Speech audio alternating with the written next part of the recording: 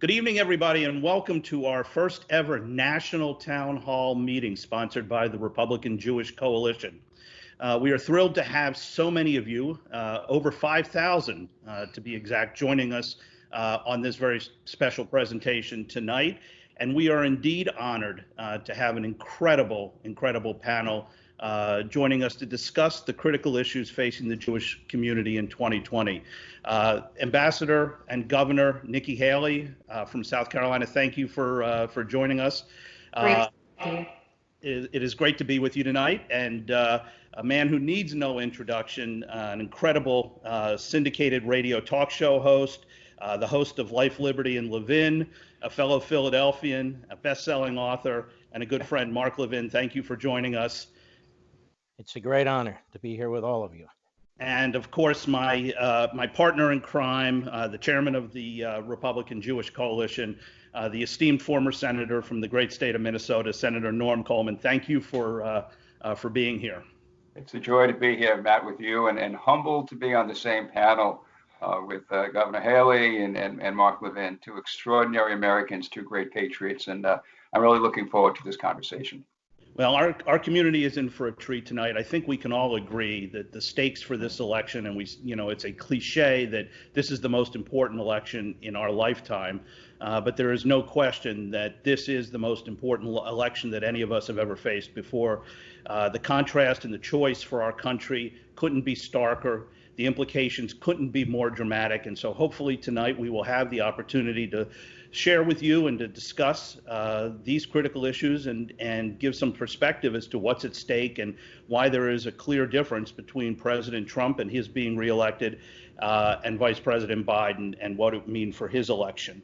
I think we're going to just dive right into a discussion, if you don't mind, on foreign policy. And Mark, I'd like to ask you the first question, which is, we all know how terrific President Trump has been on Israel. In fact, he's been, as Prime Minister Netanyahu said, the most pro-Israel president ever in history. Share with us, if you don't mind, the vision and what you think a Biden presidency would mean for Israel, and also talk a little bit about the folks who are behind Joe Biden, who are his advisors, and the folks who are responsible for the direction of his foreign policy.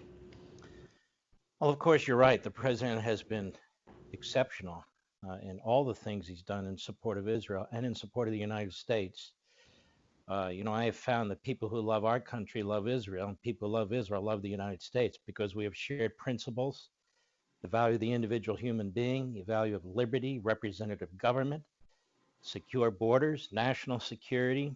These are the things we share, as well as a history, a Judeo-Christian background, and so forth. And the President of the United States has been exceptional in every respect.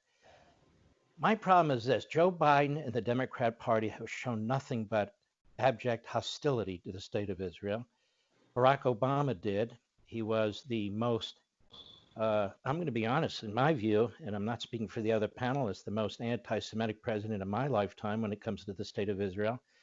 The way he treated the prime minister, the Iran deal, his vote in the UN through John Kerry and that awful speech on the way out the door. And even when Israel was being bombarded by the Hamas terrorists from the Gaza Strip, at least for 24 hours, he withheld support for Israel. There's a lot of hostility there. When it comes to Joe Biden and the Democrat Party, and perhaps we'll touch on this a little bit later, there's a growing body of anti-Semitism within the Democrat Party, whether it's Omar and Tlaib and AOC and others. And they control, like it or not, Bernie Sanders too. They control the core of the Democrat Party right now.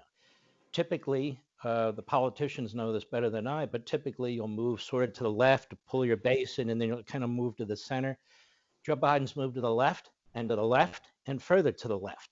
And there's been no indication of support for the state of Israel. As a matter of fact, the Democrat Party in the Senate and in the House have sent very troubling letters to the Prime Minister of Israel, should he dare to embrace the Trump peace plan, and should he dare to agree to merely 30% of Judea and Samaria and the Jordan Valley which is where almost all the 500,000 Israelis live in these areas, should Netanyahu go forward with that. And they're threatening to withdraw military support. They're working with the EU and the UN to undermine this peace deal. And they're making it very difficult for both governments to go forward with it. They don't write letters to Hamas. They don't write letters to Abbas because they know those letters are meaningless. These are terrorist organizations. They're both terrorist organizations. And the president of the United States has simply said to Abbas and the Palestinians, you can have your state. There's some basic conditions like stop killing the Jews, stop giving money to terrorists, and recognize that Israel is a Jewish state. And apparently that's a bridge too far. And the Democrat Party is undermining the president of the United States when he's trying to proceed with the Trump peace deal. And they're working with all these foreign powers and so forth. Ambassador Haley knows better than I. So my answer would be this. It would be the most hostile government in the history of Israel, 75 years of Israel, that the United States has ever seen. I fear who the Secretary of State would be. I fear who the ambassador to the UN would be. I fear who the CIA director would be. And I think Israel would be on its heels the entire time during a Biden presidency, an absolute disaster. I think it's fair to say that basically this will be another 4-year continuation on steroids of basically the Obama-Biden administration previously. Ambassador Haley, let me pivot to something that Mark raised, which is, you came in and I think it should be said as well that not only is the president the most pro-Israel president in history, you are without doubt, without question, the most pro-Israel UN ambassador ever in history, and you have really shaken the UN to its very foundation. But you had to come in and clean up after what the administration did in its closing hours with UN Resolution 2334. Can you talk about that a little bit, about what it meant for your job and how to push back and unwind on this horrific resolution, and explain it to our viewers? And I'd love for you also to walk us through your partnership with the president and what you did to change the culture at the UN, defunding UNRWA, pulling us out of the UN Human Rights Commission, and all the other terrific accomplishments that you had. Well, I can tell you, Matt, that serving and representing the country I love so much was one of the highlights of my life. And, I didn't go in there intending to be the most pro-Israel UN ambassador. I went in there with open eyes, really not expecting to see the bias that was against Israel. But what really broke my heart and what was really disappointing was how much the Obama administration contributed to it. When I got there, they had just passed Resolution 2334 after the election. When Obama knew that the election was out of the way, they went and they allowed the Israeli ambassador to sit there at the Security Council table, humiliated, and literally had every ambassador on the Security Council table stand up and applaud when Israel was condemned. Every member in the audience stand up and applaud, and there's Danny Janone sitting there. And for me to go and find out that that was instigated by the United States of America made me sick to my stomach. The idea that we were solely responsible for that action that day is what drove me to be so much in the direction of Israel, because they are one of our best allies. They are a bright spot in a really tough neighborhood. And if we can't have the backs of Israel, what does that say about us as a friend, as a partner, and as a democracy? So when I saw that, obviously there was a lot to undo. What I can tell you is what the Obama administration spent their time doing was buying friends. And they would buy friends by giving foreign aid to countries that would say they hated America.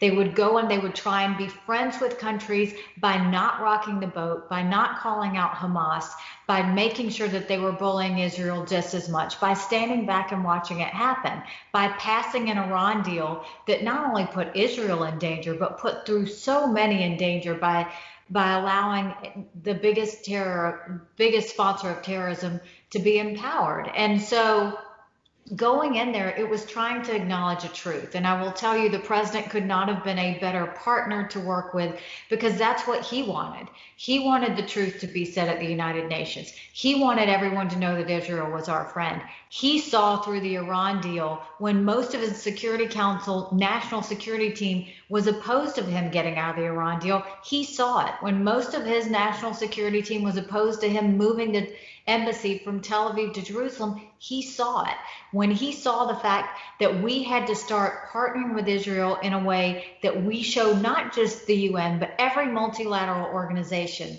that if you're going to mess with Israel, you have to mess with the United States. Hugely important. And I'm going to tell you, Matt, it's personal for me. I mean, for all the progress that we made in terms of Israel, in terms of the Middle East, in terms of really having a voice for America and for Israel, I hate the thought that if Biden comes in, all of that goes away. All of it goes away, because they're going to go back and try and get back into the Iran deal. They automatically have already started taking sides with Hamas and the Palestinians, saying that Israel shouldn't have their sovereign right. I mean, they're not for the peace agreement. They were already buying friends at the UN, trying to appease them. I don't want to see it go back to that. I think we worked too hard to get to this point. I think we have to fight hard to keep it and to continue to move in the right direction.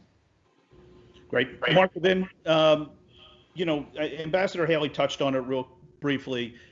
We were fortunate enough to all be together at with Senator Coleman and you at the opening of the embassy in Jerusalem, which was one of the greatest days of my life. But you think about it for a second, recognizing Jerusalem as the capital, moving the embassy, ending the Iran deal, recognizing the Israel sovereignty over the Golan Heights. Those aren't easy calls from any chief executive and any president. It's a real gut check moment, isn't it? Yeah, first of all, I just got to say, of the pantheon of things that the president's done to provide substance to the reality that he's the best friend that Israel has ever had in the White House, appointing Nikki Haley is very high on that list as UN ambassador. And I want to thank you, Nikki, for your service, ambassador, your service, and all that you've done to kind of strengthen that relationship.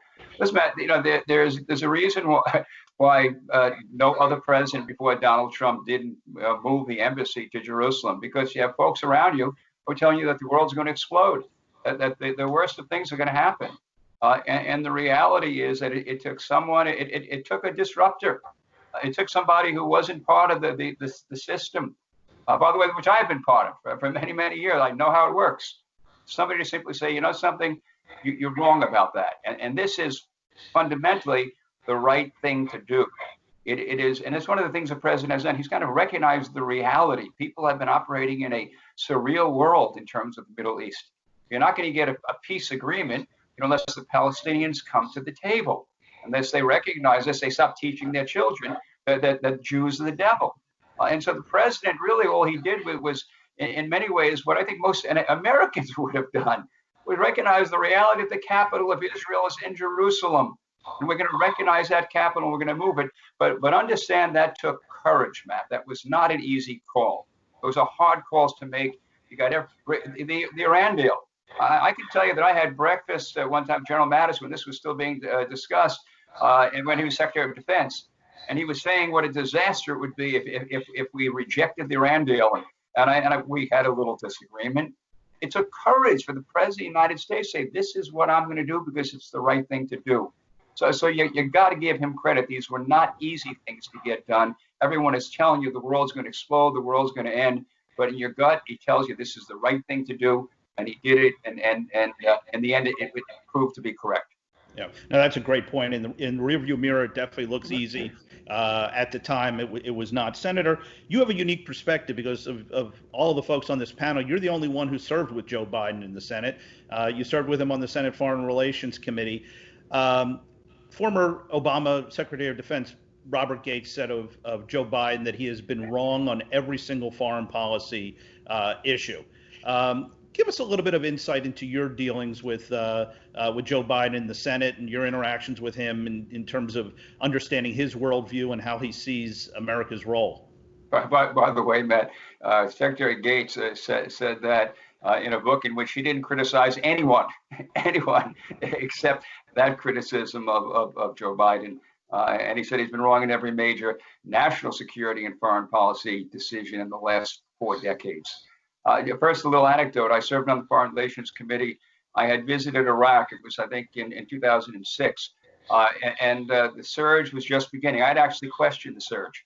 And I went and I spoke to Minnesota troops, and they came up to me and they told me that things are changing. Something's happening here. There's been a transformation going on with what's happening with the surge, that you have the local sheikh and your local governor coming up to our troops and say, we want to work with you.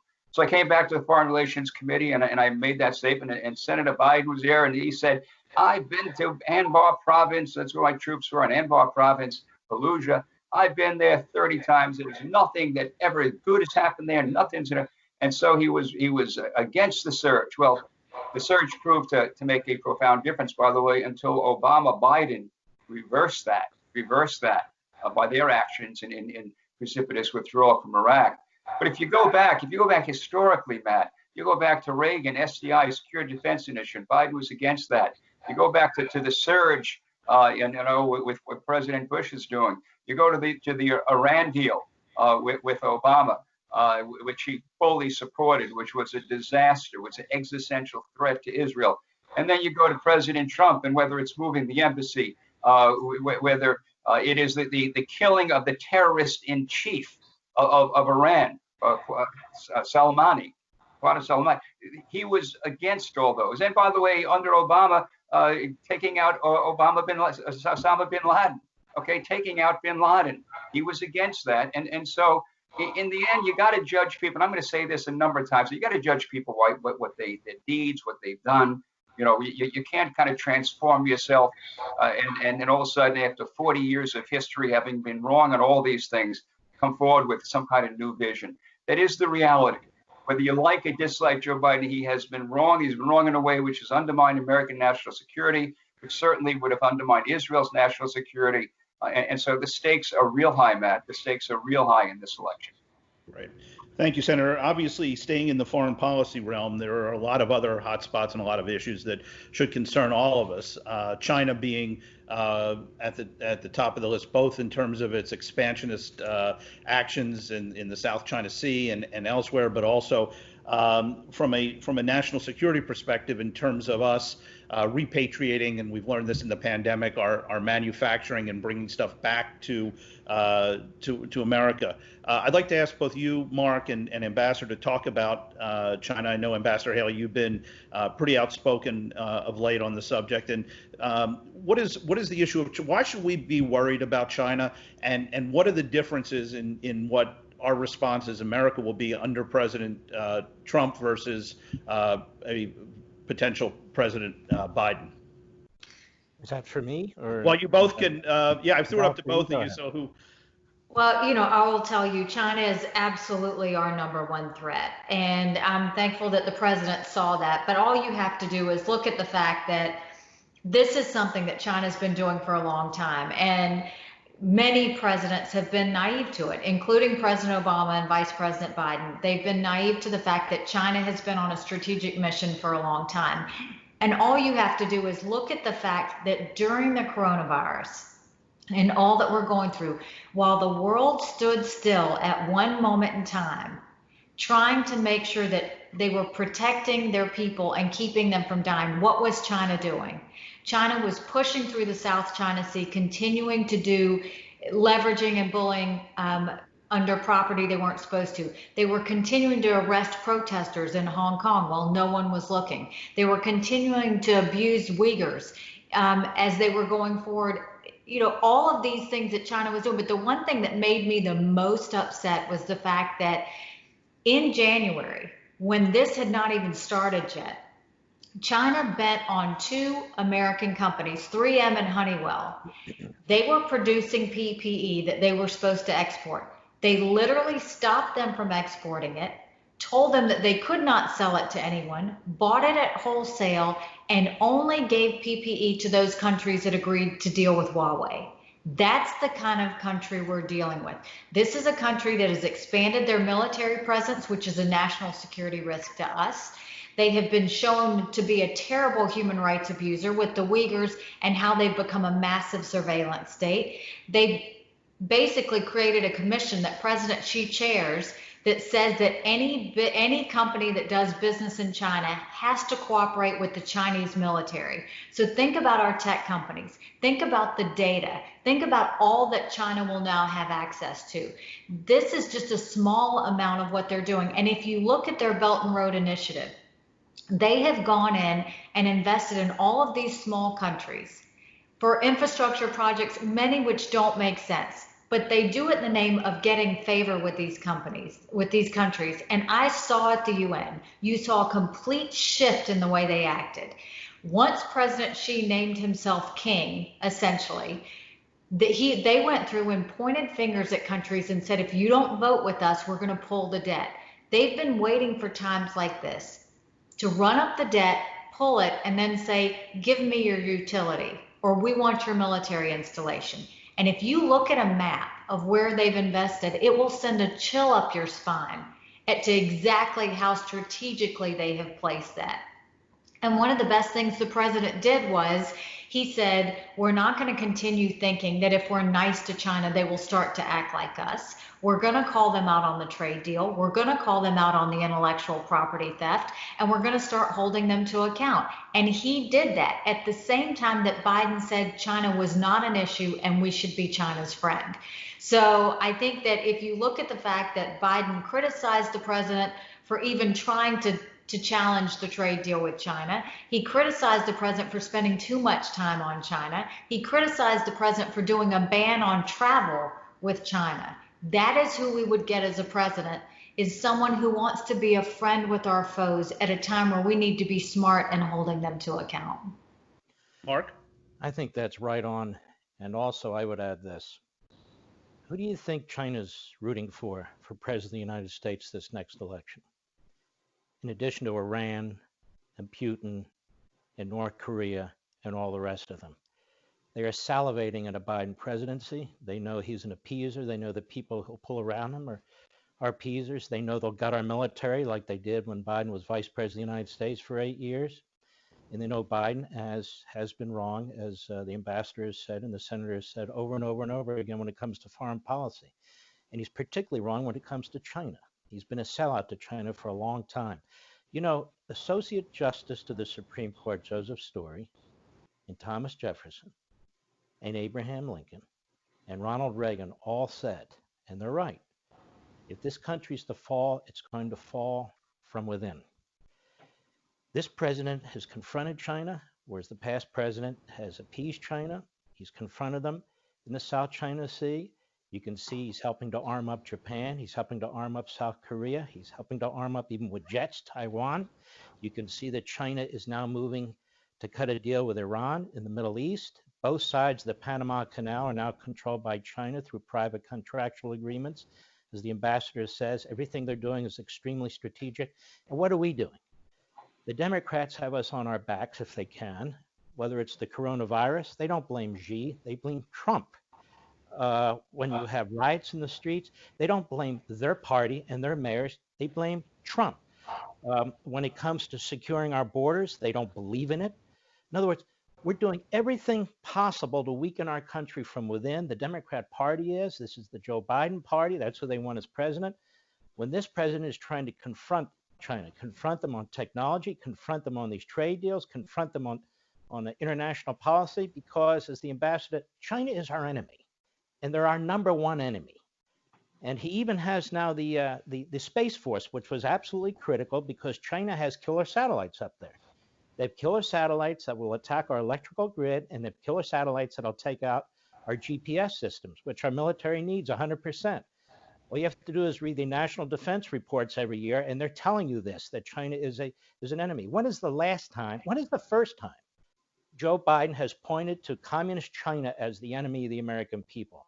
When is the first time he's ever shown any willingness to stand up to communist China?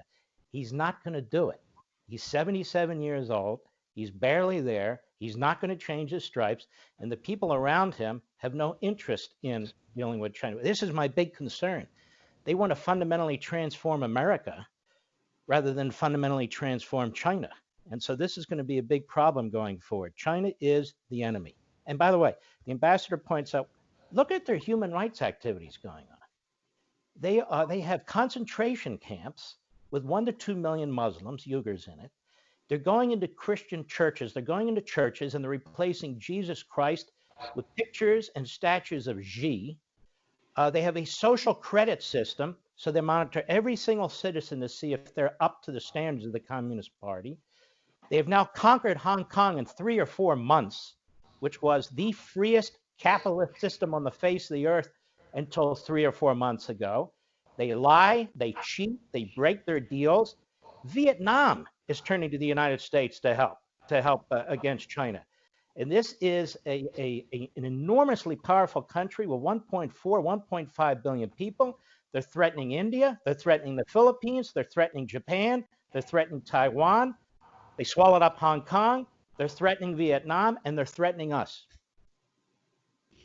Well, thank you, Mark. And again, I think everybody realizes how critical this is. Before we pivot out of foreign policy and transition to domestic politics, we have our first video question for us today, and I am pleased to turn the program over to the men's basketball coach of the University of Auburn, Coach Bruce Pearl. My name is Bruce Pearl. I'm the head men's basketball coach at Auburn University. Senator Coleman, Ambassador Haley, the great one, thank you all for the service to our great country, and thank you all for your love of the state of Israel. I'm a big fan of Jared Kushner's peace and prosperity in the West Bank of the River Jordan, in Judea and Samaria. My question is, do you believe that peace through prosperity is possible? And secondly, do you think that should be the United States position as we continue to move forward? Thank you. First of all, for all the talk about the president's foreign policy being passive and all the rest of it, I view it as very much a Reagan type foreign policy, peace through strength. He's built up the United States military. He doesn't want to get into these piddling battles all over the world and so forth. He's using the economy. Remember, we took out the Soviet Union with economic power and also with military power, but not direct military power against the Soviet Union. We collapsed their economy.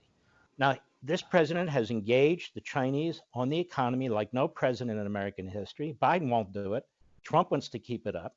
And as to the second point about Judea and Samaria, it's an amazing thing when I hear this word annexation. How do you annex your own historical and ancestral homes? Judea and Samaria is where the Jewish people were given birth. That's their original ancestral homes.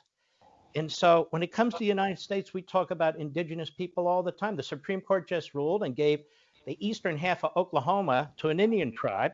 And I'm sitting here and thinking to myself, is there another country on the face of the earth that needs the approval of the Democrat Party to actually return to its indigenous lands? And this deal is 30% of Judea and Samaria. So the vast majority of the area still goes to the Palestinians. The question should be this: why can't the Palestinians treat each other themselves humanely? With all the money that's poured into these areas, why do they have no economic infrastructure?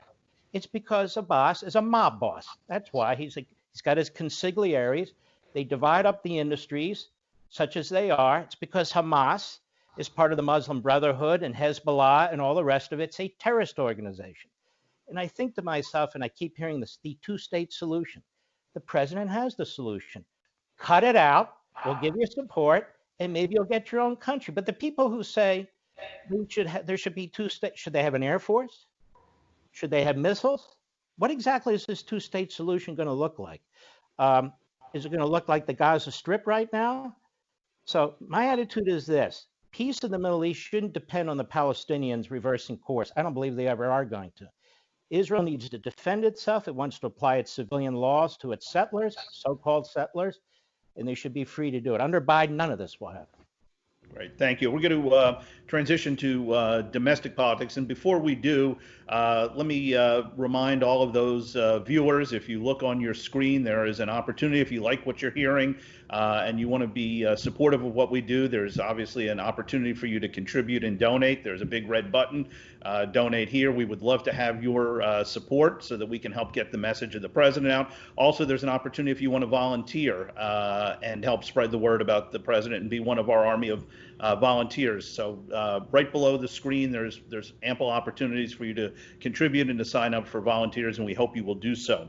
My first question on the domestic side of our discussion is for Senator Coleman, who prior to be Senator Coleman was Mayor Coleman. He was the mayor of St. Paul, Minnesota. We all watched Senator in horror, and we were so upset with what was happening in your sister city, Minneapolis, with the lawlessness, with the rioting. You were a mayor, you've sat in the chair. What should our policy be in terms of standing up to this lawlessness? Talk to us a little bit about what it means for this effort on the part of the Democrats and supported by Joe Biden to defund the police. You've got a unique perspective, so please share your take on that with us. First, Matt, the idea of defunding the police is insane. But let me say this: I may have Senator in front of my name. I still have Mayor stitched in my underwear. That was a job where you could really get things done. And it's interesting because I was a mayor at a time when Rudy Giuliani was a mayor, Ed Rendell in Philadelphia, Daley in Chicago. By the way, I used to say the best mayors in America are either the Republicans or Democrats who govern like Republicans. In which we had a broken windows theory of governing, which that is, if you didn't fix the broken window in a neighborhood, then another one would be broken. Then all of a sudden the drug dealers would be hanging out on the street corner. All of a sudden someone would be murdered, and they say, how did a murder occur in this neighborhood? And the answer was because you didn't fix the broken window. And Matt, we've gone the opposite way of this. That decision by the Minneapolis mayor, Mayor Fry, to let the 3rd precinct burn down, let the police, let the rioters take down the police station. That was a spark that ignited a flame across the nation. It was a statement saying that the bad guys, the thugs, the rioters, the arsonists, the criminals, that they own the streets, and we're not going to do anything about it. And so that's a sad reality that we have to have. We have an Attorney General in Minnesota who used the line saying rioting is simply the unheard being heard. No, rioting are people, criminals, thugs, and arsonists destroying property. Fundamental responsibility of government is protection of life, liberty, and property. That if you don't have safety, then you can't have justice. And the sad reality is that the people who are crying out for justice are the ones who are being most undermined when we take out the police, when we cut the police, when we do those things that make them less effective, less able to kind of deal with crime on the streets. You look at the murder rates today in Chicago and New York, and the violence occurring at a time when people are talking about this insane concept of defunding the police. It's crazy. President of the Minneapolis City Council said calling 911 is an act of privilege. No, it is the fundamental right of every citizen to rely upon government to be able to provide basic safety, basic security for them, their families. And so, Matt, my heart cries out, for all these liberals, and I'm going to say it, liberal Democrat mayors and across the country who don't respond. In Minnesota, we have a lot of, I don't want to offend any of the Scandinavians here, Norwegians, we have a lot of Scandinavians, and we'd say, we all know the Norwegian who loved his wife so much, he almost told her. Our Democrat friends, the Democrat mayors, care so much about what's going on in the core cities, they almost do something, but they don't. They don't. And the failure to act, the failure to maintain order, the failure to hold the line, the failure to stand with law enforcement has had, I think, tragic consequences in cities across this nation. And if Joe Biden is president, the folks like AOC, they're the ones going to be advocating these kind of policies, which are going to have a destructive impact on American cities, American suburbs, America as a whole. Senator, let me ask you a follow-up question on that, because part of the pushback is you have to choose between either standing up against racism in this country or standing up for law and order. Can you support both? Can you be a fighter against racism? You have to, Matt. Let me kind of jump in. That's such an absurd statement. It really is. As I said before, you can't have justice if you don't have a sense of order. So yeah, can we do things to kind of strengthen the ties between the police and community? Absolutely. But that doesn't mean you take cops off the street. It doesn't mean you defund your special investigations unit in New York. It doesn't mean that you make police afraid to do the things they need to do to get guns off the street. And so, no, that is a false choice. And again, fundamentally, you talk to the average citizen, they want to have safety and security. And at the same time, let us as a nation deal with issues of concern with police community relations. But let's not do it in a way that wipes out the ability of law enforcement to provide protection for the average citizen. Right. Thank you, Senator. Ambassador Haley, one of the things that we've seen a significant rise on is the rise of cancel culture in this country.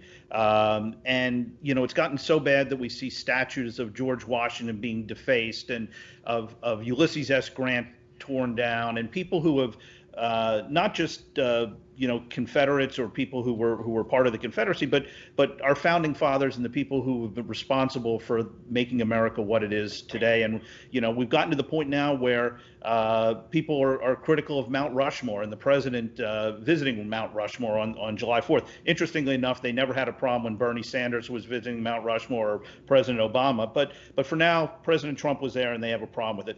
Talk a little bit about this issue and what does it mean, and why should we be worried about this rising tide of cancel culture and anti-Americanism that's taking place on the Democrats?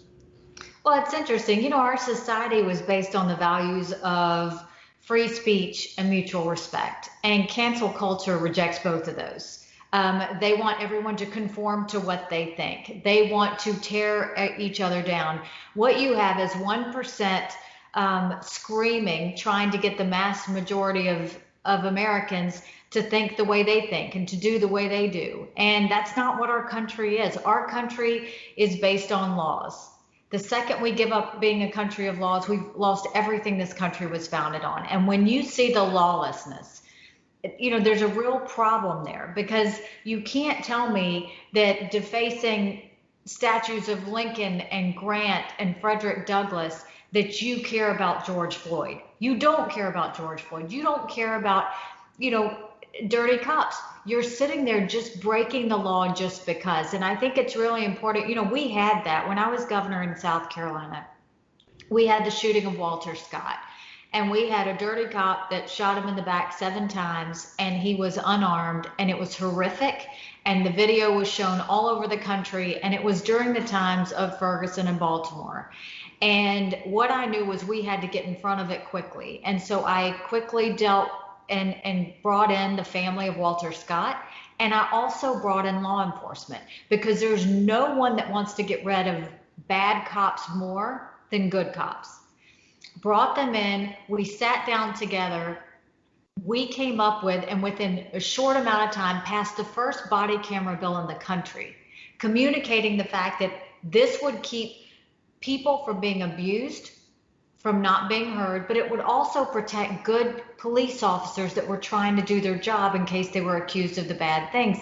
It really comes down to governors and mayors to keep order, to keep rule of law, to make sure there is no lawlessness. And when you look at what's happened across this country, I really do, you have to look at these Democrat mayors and governors that thought, just like Nancy Pelosi, and said, let people do what people are going to do. No, that is not what we do in our country.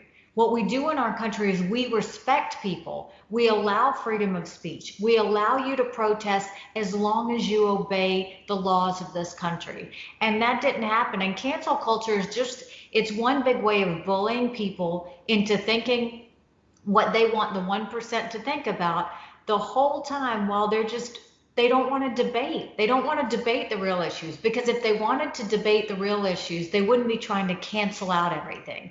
What I will tell you is these mayors and governors who are complaining or allowing this lawlessness to happen, bring your law enforcement and bring your citizens to the table. Do the hard work and come up with solutions.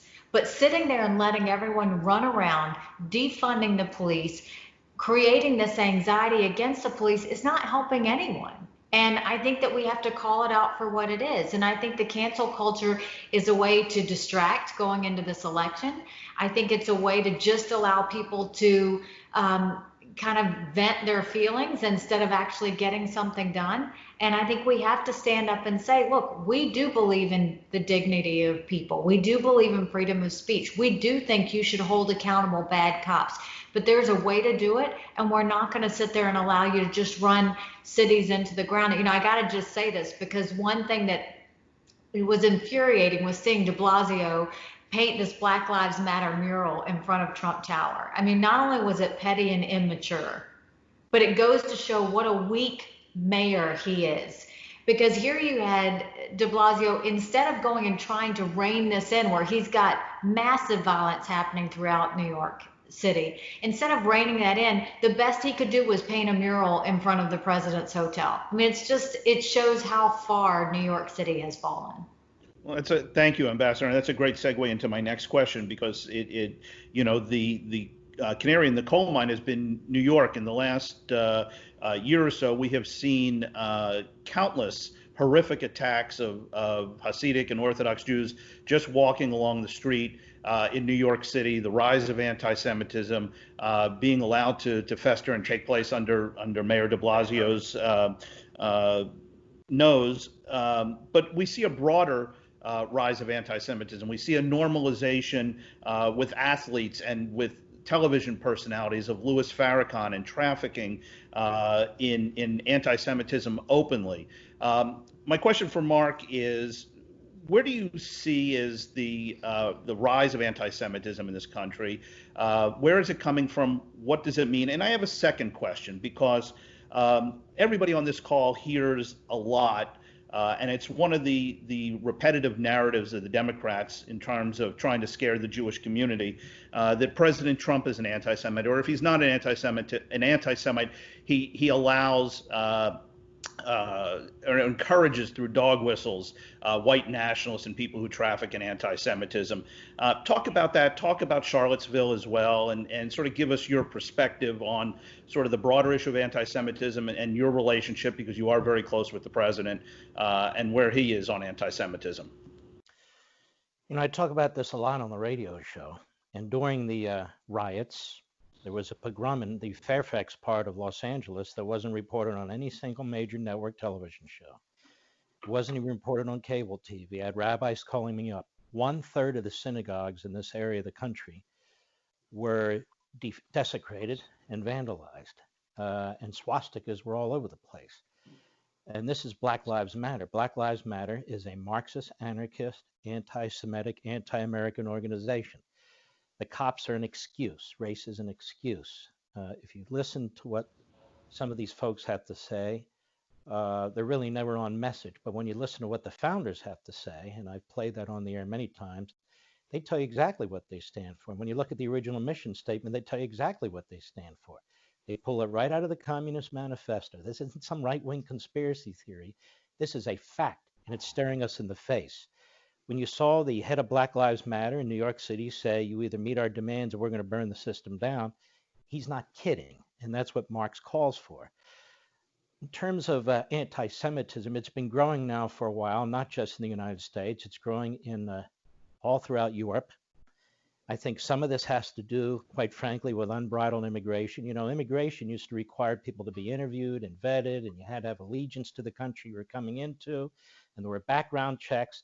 The purpose of immigration is to contribute to the country you're going to. The purpose of immigration is to assimilate into the country you're going to, and I'm all for it. But if you don't have assimilation, then we're assimilating into cultures that come into this country. We're a diverse country, but we're Americans. And that's not taught, that's not explained in the media. People come with many of their prejudices, many of their backgrounds, what they're taught. They come into the country, more and more into this country from the Middle East and other parts of the world. And so the immigration system is broken down. The education system is broken down, where you have tenured professors, and it's very incestuous as they hire each other out of Ivy League schools, again, of Marxist and socialist mentality, anti-Israel mentality. We see what's happening on college campuses. Orthodox Jews have to take their yarmulkes off. A lot of them take the Star of David off and the mezuzah off because they don't want to be beaten. They don't want to be confronted. They're afraid to speak up in class. This is on college campuses where we're supposed to have academic freedom and free speech. It does not exist. You look at the media today, you have people in the media, whether it's MSNBC with Sharpton and Joy Reid and others. Joy Reid's getting a promotion to a primetime spot. This is shocking, absolutely shocking. And the Democrat Party, as I say, within its midst, Nancy Pelosi the other day endorsed Omar on a re-election in a primary challenge, a candidate running against her, who's no conservative in the Democrat primary, but running against her, pro-Israel. And Nancy Pelosi endorsed Omar, who's an anti-Semite. And she'll, over and over again, she says things that are absolutely repulsive and unbelievable. You know, at least the Republican Party, David Duke comes in, they slap him down. Steve King says stuff, they slap him down. Who has the Democrats slapped down on the left? And when it comes to anti-Semitism, absolutely nobody. In fact, when you look at Bernie Sanders, more broadly speaking here, you know those rioters and those arsonists and those Marxists, those are Bernie Sanders voters. Those are Bernie Sanders supporters who are moving over to Biden because he's now given them the word, you can move over to Biden. This is history. We know what's going on in this country. The problem is this. If you hate America, then you hate liberty. And the smallest minority in this country, one of the smallest minorities in the country, the Jewish people. And we've seen this play out in formerly democratic countries before, whether it's Germany, whether it's other parts of Europe, and it is playing out right now. And it is crucial. And by the way, if I may add this, we have no bigger supporters than wonderful people like Nikki Haley, than wonderful people, the evangelical Christians. A personal friend of mine, I call him my pastor, John Hagee, and it's absolutely true. Christians, Jews, people of faith, people who don't have faith, but are people who have a moral bearing, coming together and fighting this effort because anti-Semitism is growing and it is being mainstreamed and it's growing colleges, media, Democrat Party. And I'll tell you one last thing. I am proud the Republican Party stands up to this. It is the only party that is standing up to this. I am proud when I see Kevin McCarthy stand up to this and attack what's taking place on the Democrat Party side. And for my fellow Jews out there, you say, what do I say to liberal Jews? What do I say to liberal Jews? Say, you like to survive? You like your liberty? You like your country? Well, the Democrat Party is going one way and the Republican Party is defending us. That's what you say. Great. Mark, can you pick up on the second part of my question, which is how do you push back on the Democratic campaign narrative that President Trump is either anti-Semitic or supports anti-Semites? It's the dumbest damn thing I've ever heard. He's got a Jewish son-in-law, a Jewish daughter, 3 Jewish grandchildren. He's got Jews advising him. It's funny, these questions never came up with Obama because Obama was really the problem. And Biden never opened his mouth about what was going on with Obama. You look at Trump's policies when it comes to Israel. You look at his policies when it comes to Jews on college campuses. He signed an executive order to protect the free speech of Jewish students who are under attack. That would never enter Joe Biden's mind or any of the people who are advising Joe Biden. And same with look, the anti-Semitism is in one party. The anti-Israel position is in one party. I talked earlier in this program, in this panel, about the letter that the Democrats sent to Netanyahu. Well, the Republicans sent another to Netanyahu too. They said, go forward. It's your country. Those are your ancestral areas. Those are your historic cities. We support you going forward. So it is a very clear, as far as Trump is concerned, how can he be more pro-Israel or more pro-Jewish? I don't even know how. I couldn't be more pro-Israel, more pro-Jewish than Donald Trump. And when I was at the White House, he had this Hanukkah party, and I got up and I said, you're our first Jewish president. and he smiled, and I said, I mean, I don't mean literally, but you really are our first Jewish president, because I don't know if a Jewish president would do anything more than you have done. That's the answer. Right. We have our next video question from one of our listeners. And it is from former White House press secretary, good friend of all of ours, Ari Fleischer. A lot of my friends and people I know think the president's done a great job on Israel. They love the fact that he has stood up to Iran, pulled out of the Iran deal, and moved the embassy to Tel Aviv, or from Tel Aviv to Jerusalem. The question they always have, though, especially these independent voters, is the president's personality, his tweets. Does he go too far? Can he be too offensive? What's your best advice for what we as a community should say to our friends who are inclined to support the president because of his pro-Israel policies, but probably won't support him because of his personality? How can we convince them that they should vote for President Trump? Thanks. So, Matt, let me say that I was not a big Trump supporter during the primaries. I was part of that Never Trump movement. And in the end, I have watched what the president has done. Steve Covey, the author, once said, he really parrots something that's been around for a long time, that we judge ourselves by our intentions, but we judge others by their deeds. In other words, we're easier on ourselves. You know, words, you can say whatever you want, but in the end, you have to judge folks on their deeds. And when you look at what the president has done, I'm passionate about Israel. And as we've said many times during this broadcast here, this has been the most pro-Israel president that's ever sat in the White House. I'm concerned about America's security. This president has built up the military. I'm concerned about mom and dad. When I was a mayor, he said the best thing, they said, Mayor, what are you doing for kids today? I said, the best thing I can do for a kid today is make sure mom and dad has an opportunity for a job. This president, before COVID, had this economy on fire. Lowest unemployment among African Americans, lowest unemployment among Hispanics, lowest unemployment among Asian Americans, the economy going through the roof. So in the end, Matt, it's I think Mark Levin said about Israel, what do you want? I mean, what else? Look at what he's done. And so in the end, it's not. Listen, if he would tweet less, would that make me happier? Yeah. But on the other hand, I got to say, I'm not president. From the day I got elected, that I had the institutions of the FBI, the military, the national intelligence apparatus trying to knock me down. So put aside this, and look at what this man has done. And if you care about Israel, if you care about America's security, if you care about America's economy, then in the end, this is an easy choice between this president and what the Democrats are offering. Thank you, Senator. For our final question, before we go to closing statements, we have one more video question, and this is for Ambassador Haley from Jody Sanchez. This is Jody from Houston, Texas, and here's my question. I've been involved in pro-Israel and Jewish communal activities for over a decade, and one source of frustration for me is the open hostility that I find from many Jewish women towards our president and the Republican Party. How do you think we can address this, specifically with college-educated suburban women, a key demographic in the upcoming election? Thank you.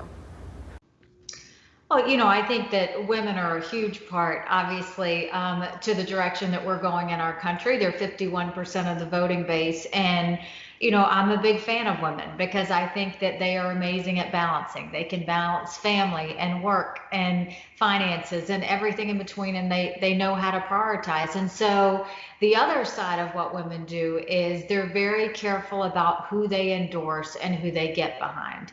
Not because they don't like making decisions, they do, they just don't like making it public. And I think that you saw in the 2016 election, everybody thought that women were not going to come out for the president, and I think you saw they came out in big numbers.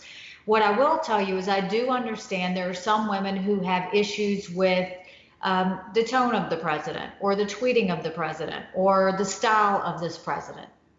I understand, that's fine. If you have issues, we haven't had a perfect president up until now. I don't know that we ever will have one. But what I can tell you is to consider this, because this is at the heart of what women care about. Women care about facts and results.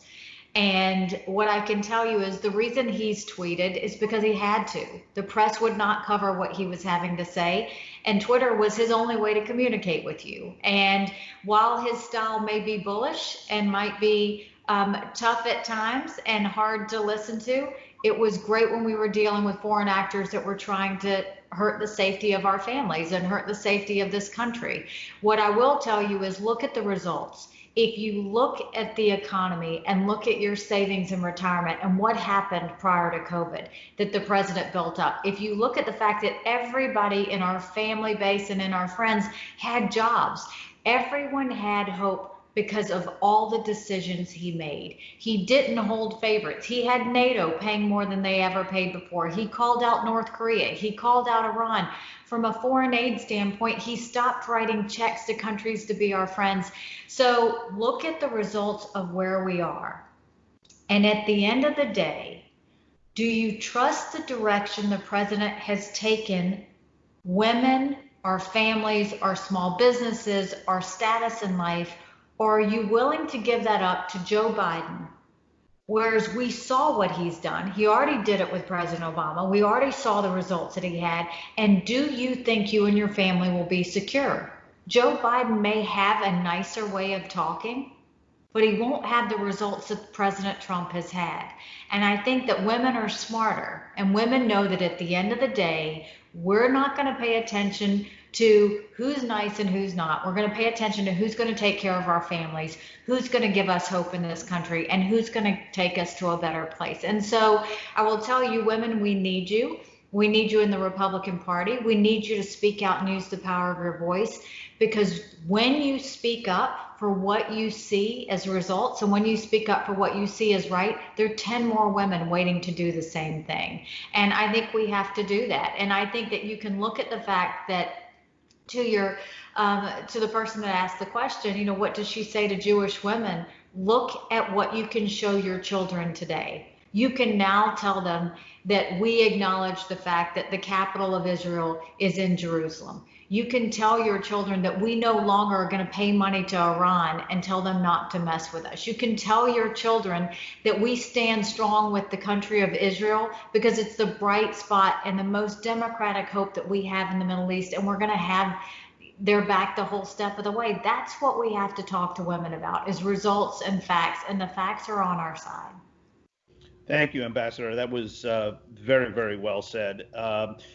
I wish we had another hour because we've just scratched the surface on so many important issues, but this has been terrific. I'd like to see if we can wind up by going around the horn to all of our panelists in closing and asking each of you, starting with you, Mark, what message do you want to leave the Jewish community as we head into in November? My message is, if America fails, we can't survive. We are very lucky to be citizens of this country. If America fails, Israel can't survive. This election is the choice between 1776 and 1619. Those of us who believe in the founding of the country and those of us who lie about the founding of the country. This election is about liberty versus tyranny. This is an election about capitalism versus socialism. This is an election about individual free will versus centralized government. I don't know what else I can say. If you've been awake the last 2 months, you can see what the Democrats do. Their cities that they control with an iron fist, one-party cities, are burning. We used to call the police in New York first responders. We used to show them respect after 9/11. Now they can't retire fast enough. You see the little babies, particularly the little black babies who are being murdered in the streets, the teenagers who are being murdered. Marxism, and now the Democrat Party's either embrace of it or turning the other cheek away from it, is a vile, hideous, poisonous ideology. Look around the world. Look at all the people that have died as a result of it. We care about human beings. We don't give a damn what color they are, what background they are, what genitalia they have, or what they do with their genitalia. We believe in the founding of this country, and this is critical. The Declaration of Independence says nothing about race or slavery. Abraham Lincoln used to refer to it over and over and over again in his 1858 debates for the Senate and as President of the United States. Why did he do that? Because it talks about unalienable rights, life, liberty, and happiness for every human being, for every human being. It represents the Western Enlightenment. It represents the greatest thing that humanity has ever created, the greatest thing that's ever existed on this planet, and it's under attack. We have a political party that is now the foil through which, or the entity through which, the most radical elements in this country are operating, and they seem to be embracing it. So this is a very, very easy election. 1860, the most important election in American history. 1864, Lincoln's re-election. The second most important, 2020. is the third most important election in American history. And I am not kidding. And I'm talking as an old Reaganite who worked in his campaign in 76 and 80 and served that administration for 8 years. Everything is on the line right now. Thank you, Mark. Ambassador? I'll tell you, we worked really hard at the United Nations, and I got to see the president work up close and personal, and really see his passion and really see his hard work. And I agree with Mark. This is a very crucial election because the contrast is so stark. I look at all the work that we've done in really bringing an American voice to multilateral organizations to let them know we're not going to be taken for granted. And for those of you that are listening today and watching today, if you care about Israel like I do, if you care about the status of the Jewish people like I do, then look at the difference between Joe Biden and President Trump. Who is the person that moved the embassy from Tel Aviv to Jerusalem? Who's the person that pulled out of the Iran deal? Who's the person that allowed me to call out Hamas for the first time in the UN? Who's the person that actually took on China and said, enough, we're not going to allow you to steal from us anymore? But who's the person that really said, we're going to stand with the Jewish people and we're going to have Israel as a friend? Are you willing to give that up to Biden, who's moving closer and closer to Omar, who's moving closer and closer to Bernie to make his foreign policy and domestic policy decisions? Are you willing to put that to Biden, who just wanted every country to be our friend? And if that meant selling out Israel, he was willing to do it.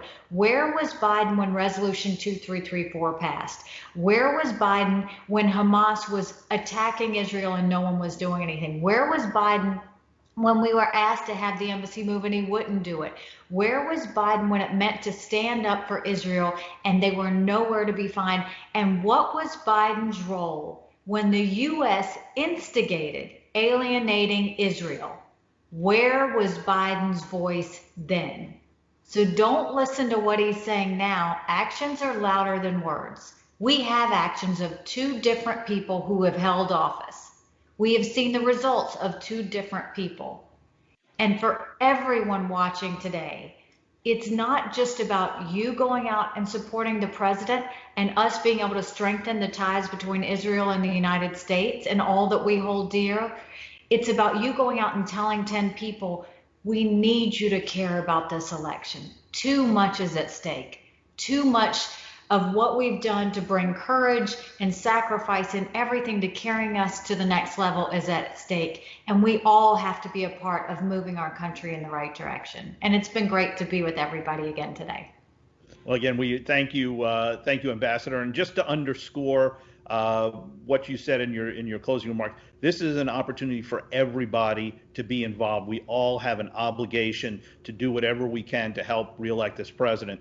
The Republican Jewish Coalition is spending $10 million this year, targeted specifically to the Jewish community, to make sure that come election day, we increase our vote for the president, which we will do, and we show how much we appreciate and respect all that he has done. Again, if you would like to help contribute to our efforts, there's a button on your screen. If you want to volunteer, there's a button on your screen for you to fill out. If you want to do both, even better, we would love to have you. And to bring us to a final conclusion, Senator, what's the message you want to leave everybody with? Thank you, Matt. And again, it's been a tremendous pleasure, really an honor for me to be on this panel with Governor Haley and Mark Levin. I don't want this to be like the floor of the United States Senate where everything's been said, but not everyone said it. I associate myself with the words of the gentlewoman from South Carolina. I associate myself with the words of Mark Levin. I think they're powerful. Replay them again and again and listen to that. And the last thing I would say, Matt, is this. When you wake up, moms and dads, you wake up kids, and on that election day, and you're about to kind of have breakfast and you're going to get to the polls, what are you going to be thinking about? You're going to be thinking, hopefully, that I have a job to go to today. And who will be a choice between the president and Biden? Do you trust to rebuild this economy, to put us in a place where we actually have that opportunity? You're going to want to make sure that your kids can go to school. Who's talking now about making sure that kids go to school and the importance of that?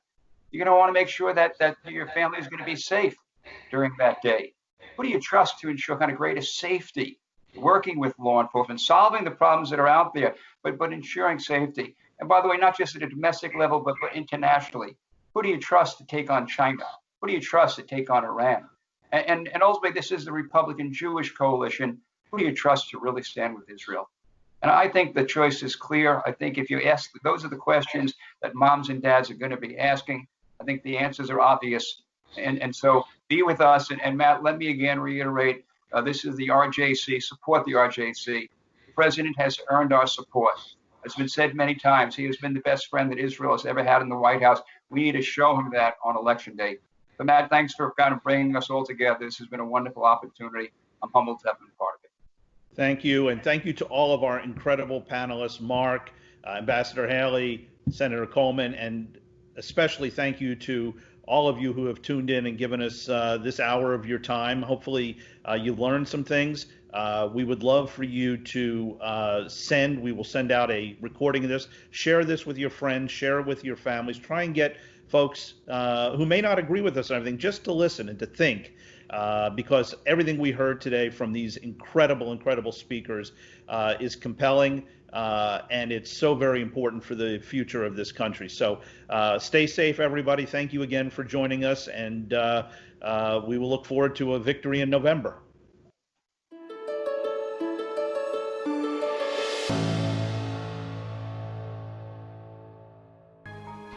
The State of Israel is entering a new era.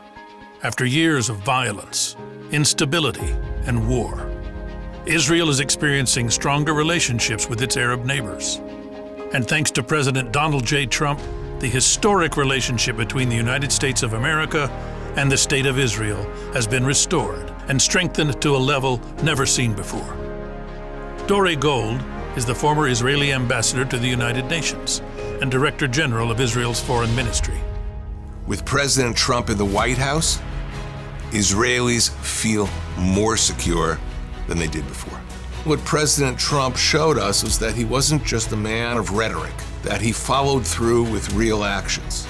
Since his election to the presidency in 2016, President Donald Trump has proven without question that he is the most pro-Israel American president in history. And he's backed up his words with deeds. I just want to say thank you for everything you've done for the State of Israel. You've been the greatest friend that Israel has had in the White House. Thank you, Mr. President. While other presidents promised to move the American embassy from Tel Aviv to its rightful home in Jerusalem, only President Trump actually did it. Eran Lerman is a former Israeli Deputy National Security Advisor and one of Israel's leading scholars and policy experts. It reassures the Israeli people that their capital is non-negotiable. And only President Trump recognized Israel's sovereignty over the Golan Heights. When President Trump finally recognized the Golan Heights as Israeli sovereign territory, he locked in Israeli security for generations to come. And President Trump is the one who tore up the disastrous Iran nuclear deal, undoing the tragic, perilous decisions of the past. Former Justice Minister and current Knesset member Ayelet Shaked knows the importance of President Trump's decisions. Israel fight that deal because it's a bad deal that in the end, Iran will have a nuclear weapon. President Trump said, I'm not going to play in this game. I want to change the deal to create a better deal and to press Iran in order to stop promoting the nuclear program. This is critical for Israel's existence. And Shaked knows that it was President Trump who cut off U.S. taxpayer funding to the families of PLO terrorists. So we stop funding those activities. It's very, very important for Israel's security. Qasem Soleimani was a member of the Iranian Revolutionary Guard, commander of its Quds force, and a brutal murderer. Former Major General and National Security Advisor to the Prime Minister, Yaakov Amidror. He built these militias, and those militias acted against American forces and killed Americans. All this together made Soleimani a very central, pivotal guy in the whole Iranian aggressive policy around the Middle East. Killing American troops, acting against America, until the U.S. military has taken decisive defensive action. Iran state television confirmed the targeted killing of Major General Qasem Soleimani inside Iraq. He was killed in a convoy of vehicles. The operation was carried out at the direction of President Trump. But we caught him in the act and terminated him. One of Israel's leading strategic thinkers is former Major General Uzi Dayan. President Trump actually sent a very clear message to the Iranian and to the outer world. And the message is there is a red line that I am not going to allow to cross. President Trump is one of the best things that happened to Israel and actually to the region. President Trump, protecting America, killing terrorists, sending a message to enemies of Israel. We will always protect our diplomats, service members, all Americans, and our allies. In the daytime, downtown Jerusalem bustles with activity. The city is thriving. It's become a leading international tourist destination. Israel is growing faster than ever before. Former mayor of Jerusalem, Nir Barkat, has seen it all up close. I served as mayor of Jerusalem for 10 years. Nir Barkat knows the impact that President Trump has had on the Israeli people better than anyone, particularly when it comes to allowing Israel to develop its economy. The Obama administration practically froze the reality and did not want to see the city of Jerusalem develop on the eastern side, which I believe is a big mistake. Now, when you look at the city, you see it's developing very rapidly, many cranes in the air, infrastructure, roads, residential areas. The city is under development and everyone is developing in their own neighborhoods. Muslim, Christian, and Jews are much, much happier than they were before. The city of Jerusalem is the fastest growing tourism city in the world, the fastest growing high-tech city in the world. And that resolution put the city on a fast track for economic success. I love President Trump.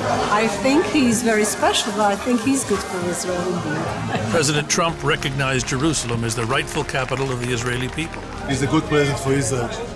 Unequivocally supported Israel's right to exist. Thank you, President Trump. And President Trump has proven time and time again that Jews in America, Israel, and around the world have a friend in the White House. And he's getting results. Today, Israel's future is brighter than its past. While sadly, terrorism is still a daily reality for many Israelis, hope springs in the hearts of those who call it home. This is Adam. At only 7 years old, Adam has not suffered under decades of attacks, during which Israel was forced to defend its very right to exist. And now, his future in this historic land is more promising than ever before. President Trump supporting Israel has made Israel stronger, safer, like there's a better future for me and my son Adam. Today, the dreams of Israeli children like Adam are more secure. Their communities are safer, and their parents are optimistic about their children's future. It wasn't always the case. President Donald Trump's steadfast commitment to a safe, secure, and peaceful Israel is one of the defining features of his presidency and has left a mark on history. You have been the greatest friend that Israel has ever had in the White House. Swiftly signaling a change of course and guaranteeing a safer future for Israeli families, communities, and children. President Donald Trump, keeping his word to the Jewish people, a man for this moment, a bond between two nations strengthened and secured, a future for the Jewish people looking brighter than ever.